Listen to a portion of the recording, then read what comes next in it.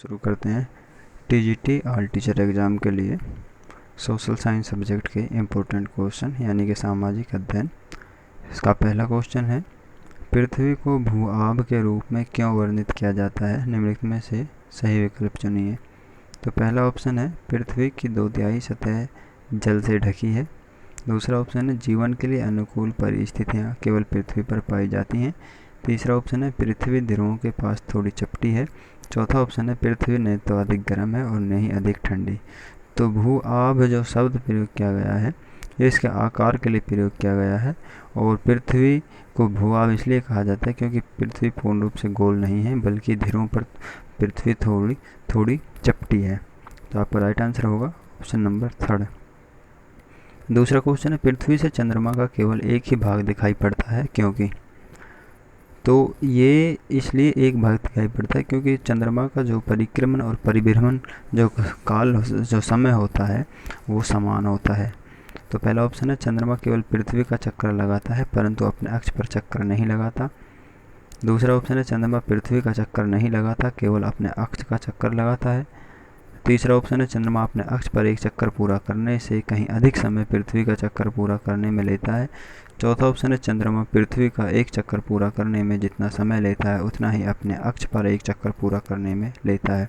तो ये बात स्पष्ट है, चंद्रमा क्या है, अपने अक्ष का भी चक्कर लगाता है और पृथ्वी का भी चक्कर लगाता है। तो इन दोनों का समय समान है, इसी कारण से चंद्रमा का क्या है, एक भाग दिखाई पड़ता है। ठीक है, तो आपका राइट आंसर होगा ऑप्शन नंबर 4। तीसरा क्वेश्चन है, यूराल पर्वत अलग करते हैं। तो यूराल जो पर्वत है वो आपका एशिया और यूरोप इन दोनों को अलग करता है, एशिया महाद्वीप और यूरोप को। तो पहला ऑप्शन है अफ्रीका और यूरोप को, दूसरा ऑप्शन उत्तर अमेरिका और दक्षिण अमेरिका को, तीसरा ऑप्शन है अफ्रीका और एशिया को, चौथा ऑप्शन है एशिया और यूरोप को। तो आपका राइट आंसर होगा एशिया और यूरोप को यूराल पर्वत अलग करता है, यानी एक बाउंड्री का कार्य करता है एशिया और यूरोप के बीच में यूराल पर्वत, यानी इसके एक तरफ एशिया है तो दूसरी तरफ यूरोप है। चौथा क्वेश्चन है, भूप्रपटी में वह स्थान जहाँ से भूकंपीय तरंगें आरंभ होती हैं उसे क्या कहा जाता है? तो भूप्रपटी का जो स्थान जहाँ भूकंपीय तरंग आरंभ होती हैं उसको अधिकेंद्र कहा जाता है।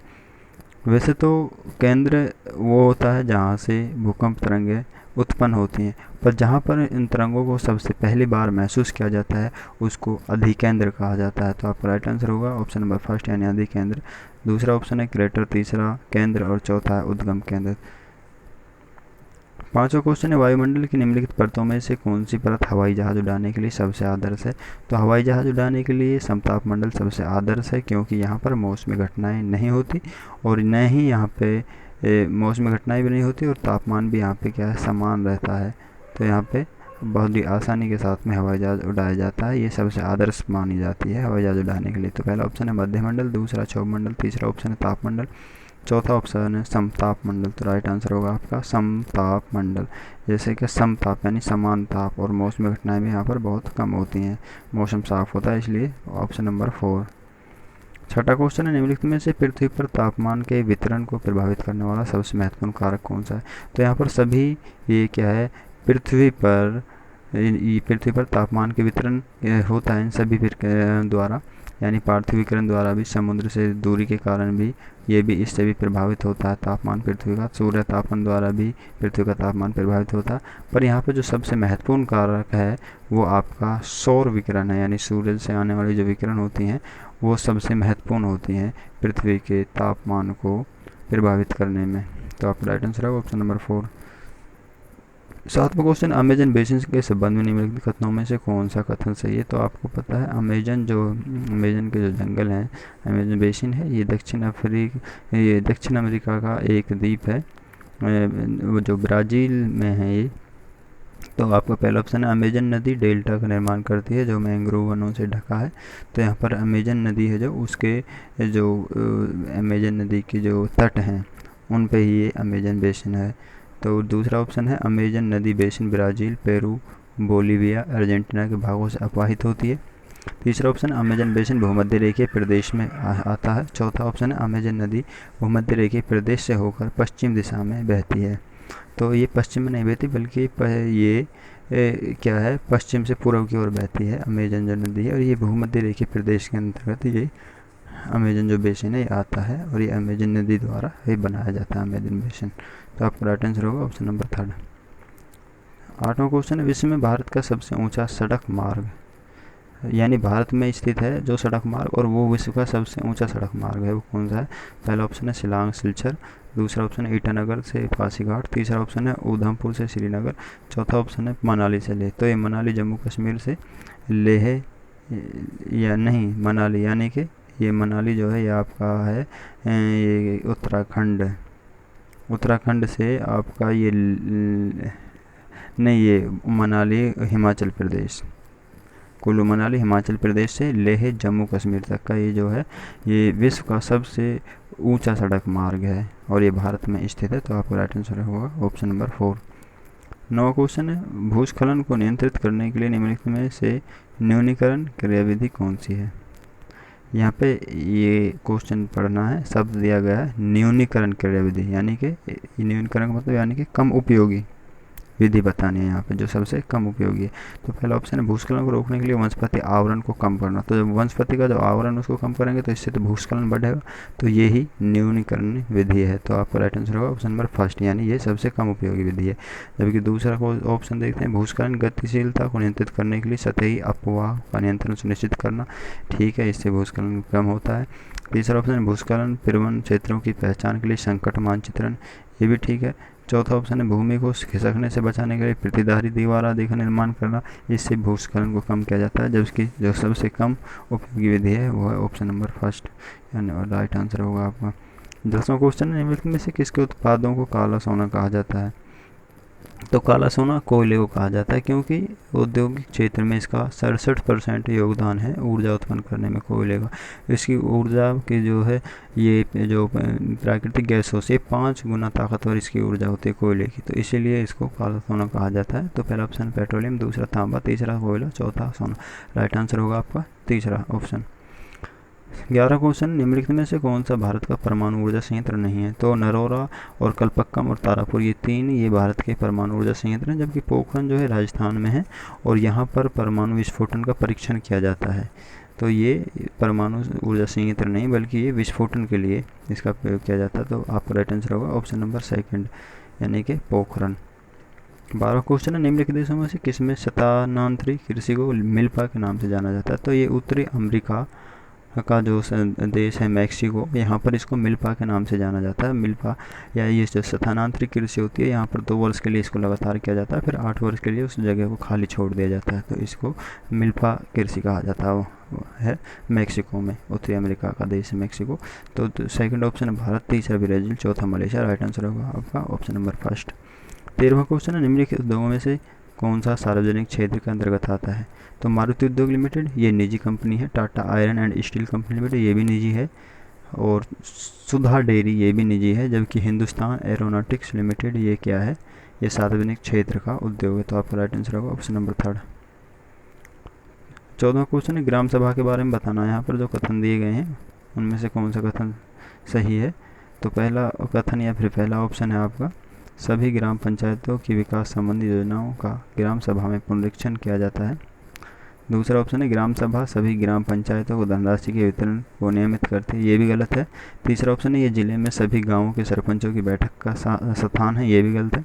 चौथा ऑप्शन है, ग्राम सभा तथा ग्राम पंचायत या ग्राम सभा ग्राम सचिव सभा और ग्राम पंचायत की बैठक बुलाने का कार्यवाही का आलेख रखने के लिए उत्तरदायी होता है, ये बिल्कुल ठीक है। यानी कि जो सचिव होता है वो ग्राम सभा और ग्राम पंचायत की बैठक बुलाता है और उसका जो है लेखा जोखा करता है, उसकी कार्यवाही लेखा जोखा की जो कार्यवाही होती है उसको करता है, उसके लिए उत्तरदायी होता है। तो आपका राइट आंसर होगा ऑप्शन नंबर 4।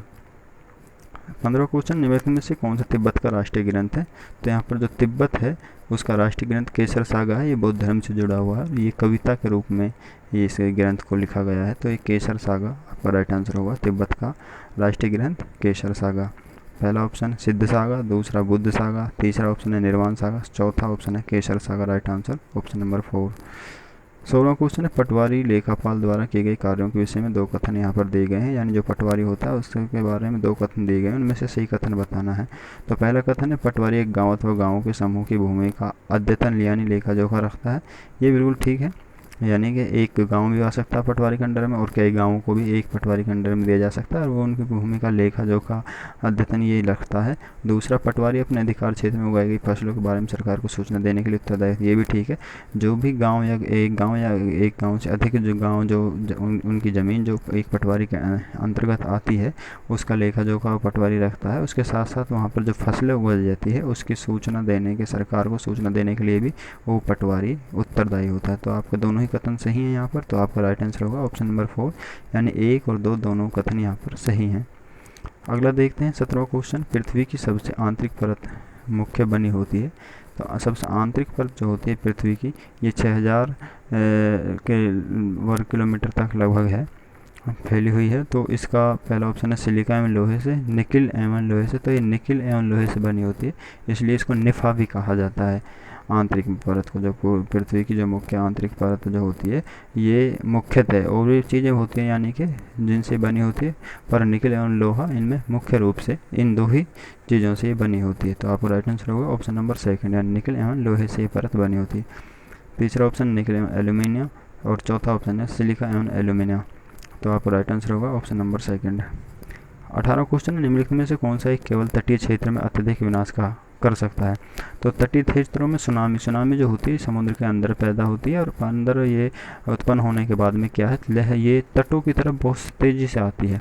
तो इसलिए इससे जान माल की बहुत नुकसान हानि होने का खतरा रहता है सुनामी से। जबकि ज्वालामुखी जो होता है इससे भी नुकसान का खतरा होता है, भूकंप वगैरह ज्वार भाटा से भी इनसे भी नुकसान होने का खतरा रहता है, पर इससे सुनामी से सबसे अधिक खतरा रहता है जान माल, क्योंकि ये बहुत तेज़ी के साथ तटों की तरफ ये सुनामी आती है। तो आपका राइट आंसर होगा ऑप्शन नंबर 1 सुनामी। 19वां क्वेश्चन, निम्नलिखित में से किसको जीवाश्मी ईंधन नहीं माना जाता। तो आपको पता है जीवाश्मी ईंधन वो होता है जो दबने से, पृथ्वी के नीचे दबने से क्या है, जीवों और या पेड़ पौधों के दबने से जो ईंधन तैयार होता है उसको जीवाश्मी ईंधन कहते हैं। तो यहाँ पे पेट्रोलियम भी जीवाश्मी ईंधन है, प्राकृतिक गैस भी, कोयला भी है, क्योंकि ये तीनों ही अवसादी चट्टानों के में पाए जाते हैं। प्राकृतिक गैस भी, पेट्रोलियम भी और कोयला भी। जबकि जलाव लकड़ी होती है जो पेड़ पौधों से प्राप्त की जाती है, तो ये जीवाश्मी ईंधन के अंतर्गत नहीं आती है। आपका राइट आंसर होगा ऑप्शन नंबर 4। 20वां लास्ट क्वेश्चन आज के लिए, 21 मार्च और 23 सितंबर को पूरी पृथ्वी पर दिन और रात बराबर होते हैं। इसका कारण यानी 12 घंटे की रात और 12 घंटे का दिन होता है 21 मार्च को और 23 सितंबर को पृथ्वी पर। ये क्यों होता है? तो इसका कारण ये है कि सूरज की जो किरणें होती हैं वो विषुववृत्त पर सीधी पड़ती हैं। विषुववृत्त पर सूरज की किरणें सीधी पड़ती हैं इन 2 दिनों में, और इस स्थिति में क्या है, कोई भी ध्रुव सूर्य की ओर झुका हुआ नहीं होता। कोई भी ध्रुव सूर्य की ओर झुका हुआ नहीं होता, और सूर्य की किरणें, जिस कारण ध्रुव नहीं झुका होता तो उससे क्या होता है, उससे सूर्य की किरण सीधी विषुववृत्त पर पड़ती हैं, और जिसके कारण दिन और रात बराबर होते हैं 12-12 घंटे के। तो दूसरा ऑप्शन देखते हैं, सूर्य की किरणें मकर रेखा पर पड़ती हैं। तो इसी स्थिति में कोई भी ध्रुव सूर्य की ओर झुका नहीं होता, तो मकर रेखा पर नहीं पड़ती बल्कि विषुवत रेखा पर पड़ती हैं, विषुववृत्त पर पड़ती हैं। तो तीसरा ऑप्शन है सूर्य की किरणें कर्क रेखा पर सीधी पड़ती हैं, तो ये भी गलत होगा, यानी कर्क रेखा पर पड़ती हैं जबकि सूर्य की किरणें विषुववृत्त पर पड़ती हैं। चौथा ऑप्शन, सूर्य की किरणें विषुववृत्त पर सीधी पड़ती हैं, ये ठीक है यहाँ तक, और इस स्थिति में एक ध्रुव का झुकाव सूर्य की ओर होता है। तो चौथा भी ऑप्शन आपका गलत होगा, क्योंकि यहाँ पर दिया गया है एक ध्रुव का झुकाव सूर्य की ओर होता है, जबकि यह राइट जो आंसर है फर्स्ट उसमें ये दिया गया है कि किसी भी ध्रुव का झुकाव सूर्य की ओर नहीं होता, सीधी किरणें विषुववृत्त पर तभी तो पड़ती हैं, तब झुकाव नहीं होता। तो आपका राइट आंसर होगा ऑप्शन नंबर 1। आज के लिए 20 इंपॉर्टेंट क्वेश्चन।